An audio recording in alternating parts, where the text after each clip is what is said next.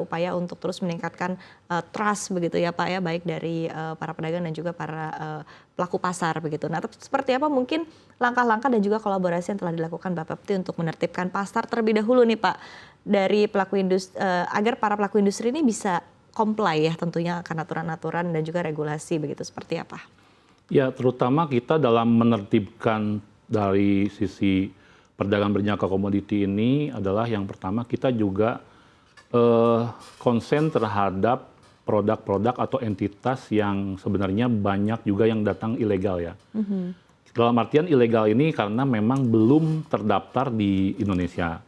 Walaupun mungkin beberapa entitas ini sebenarnya mungkin ada beberapa yang sebenarnya terdaftar di luar negeri gitu kan. Tapi kan ada beberapa yang ternyata juga belum berizin di luar. Nah ini kan kita juga harus benar-benar harus tertibkan. Karena nanti kalau misalkan kita tidak tertibkan, ini justru akan mengganggu kondusivitas dari perdagangan berjangka komoditi yang ada di Indonesia ini yang sudah terdaftar dan sebagainya. Takutnya nanti terdistorsi dan sebagainya.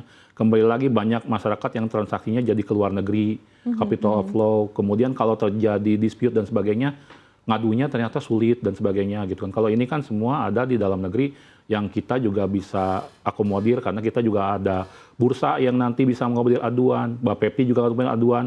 Kemudian kalau ada dispute juga ada arbitrase seperti itu atau misalkan langsung ke pengadilan kita juga seperti itu.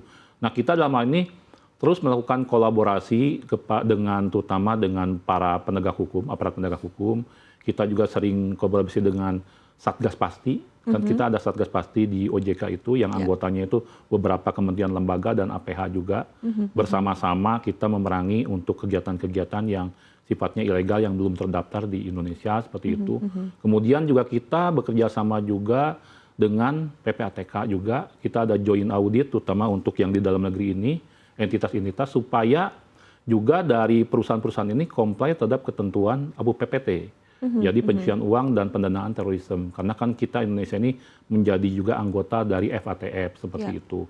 Nah, tentu saja ini menjadi poin penting karena supaya kalau misalkan kita sudah comply terhadap aturan ABU PPT, maka menjadi nilai trust tersendiri bahwa Indonesia ini salah satu negara yang aman dari ABU PPTT untuk bila mana bertransaksi di bidang perdagangan berjangka komoditi, misalkan saham, kripto dan sebagainya seperti itu. Oke, benchmark ataupun juga mungkin target dari Bapepti ya untuk melihat artinya tadi apa yang sudah dilakukan, strategi-strategi yang dilakukan tadi untuk meningkatkan kepercayaan dari pelaku pasar ini terbukti berhasil seperti apa begitu, KPI-nya sendiri seperti apa dari Bapepti? Ya, kalau kita melihatnya terutama paling tidak kalau kita dari sisi ketertiban ya, yang kemarin itu yang paling gampang adalah dengan kemarin kita kan ada diundang juga oleh PPATK ya. Jadi di PPATK ini kemarin ada Financial Integrity Report gitu, report ya. Dan salah satunya perdagangan berjangka komoditi mendapatkan nilai yang cukup baik di atas rata-rata yang nilainya untuk nilai tersebut untuk yang non bank gitu seperti itu.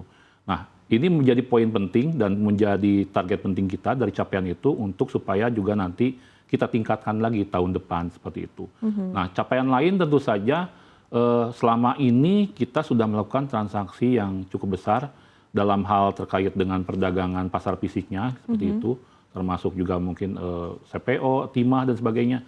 Nah, dengan ini tentu saja seperti kayak timah ini kan memudahkan juga dalam rangka pemerintah untuk melakukan terkait dengan pungutan ekspornya seperti itu. Karena kan dengan transaksi di bursa, transparan, maka angka-angka itu semua akan mudah untuk dielaborasi menjadi mekanisme pemerintah dalam hal pungutan ataupun pajak ekspor seperti itu. Nah, mudah-mudahan kita nanti ke depan akan lebih banyak lagi memberikan, terutama menggandeng dari pelaku supaya banyak lagi melakukan transaksi, bukan hanya perdagangan pasar fisik kita saat ini, mungkin komoditi-komoditi lain. Saat ini mungkin ada komoditi-komoditi tambang yang selama ini mungkin belum masuk di bursa berjangka, karena kan kalau masuk bursa berjangka ini namanya bursa ini kan pasar terorganisir. Semua akan tercatat, tertelusur, database-nya lengkap. Nah, harapannya nanti kalau misalkan komoditi-komoditi lain, misalkan kayak batu bara, mungkin kemudian juga nikel, karena kan nikel ini salah satu yang lagi hits nih, karena kan sebagai supply untuk dari bahan baku baterai dan sebagainya. Mungkin juga ada beberapa komoditi tambang lainnya yang bisa masuk seperti itu. Oke, strateginya Pak seperti apa tadi agar memperamai ya produk-produk yang diperdagangkan di bursa berjangka seperti Ya apa? tentu saja strateginya kita harus banyak memberikan juga pengetahuan atau pemahaman yang cukup baik ya kepada para asosiasi komoditi. Termasuk juga sebenarnya kita juga perlu juga dengan sesama KL gitu, dengan Kementerian ESDM mungkin seperti itu. Karena kan sebenarnya kalau kita menetapkan komoditi ini, maka Kementerian SDM juga misalkan yang menerapkan royalti terhadap beberapa produk tambang itu juga sebenarnya bisa dimudahkan karena catatannya ada di bursa seperti itu, termasuk pajak dan sebagainya, pungutan sebagainya seperti itu. Termasuk juga kita mungkin banyak harus menggandeng juga dari sisi akademis sebenarnya. Karena saat ini pun di beberapa bidang, terutama kayak Fakultas Ekonomi Bisnis dan sebagainya, ini banyak juga diajarkan juga di sana terkait dengan perdagangan berjangka komoditi, futures komoditi, hedging dan sebagainya. Ya karena ini penting untuk perusahaan Betul, sebetulnya. karena kan saat ini akademisi ini juga banyak berhubungan dengan bidang-bidang yang sektoral gitu seperti itu. Betul. Jadi kalau mereka mendapatkan pengetahuan itu, sehingga mereka juga menjadi punya bekal ketika berhubungan sektoral real itu, pertambangan, perkebunan dan sebagainya. Ini loh ada ternyata perdagangan berjangka komoditi yang selama ini di dalam ilmu ekonomi ada hedging, price discovery dan price reference yang bisa diimplementasikan seperti itu. Oke, baik. Tapi secara teknis dan juga operasional mungkin dari Bapepti sendiri ya, dari untuk tadi istilahnya memperamai komoditas yang diperdagangkan begitu dan juga diawasi oleh Bapepti sendiri seperti apa begitu? Ya, kalau untuk supaya transaksinya nanti semakin banyak, tentu saja kalau dari sisi kami, bagaimana kita meningkatkan kepercayaan publik terhadap perdagangan berjangka komoditi itu.